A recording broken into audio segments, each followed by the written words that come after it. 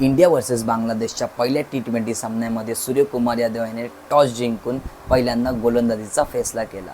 त्यामध्ये अर्शदीप सिंग आणि कमबॅक करत असलेल्या वरुण चक्रवर्ती यांनी प्रत्येकी 3 विकेट घेऊन बांगलादेशची कंबर मोडली।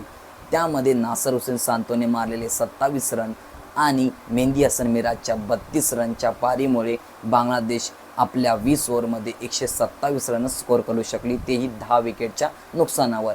सेकंड इनिंगमध्ये इंडिया बॅटिंग करत असताना संजू सॅमसनने मारलेले 29 रन, सूर्यकुमारने ताबडतोड मारलेले 29 आणि फिनिशिंग टच देणारा हार्दिक पांड्याच्या 35 रनामुळे इंडिया हा सामना 11.5 ओव्हरमध्ये संपवला। त्यामध्ये सर्वात जास्त चांगली गोलंदाजी टाकलेला अर्शदीप सिंग याला मॅन ऑफ द मॅचचा किताब देण्यात आला।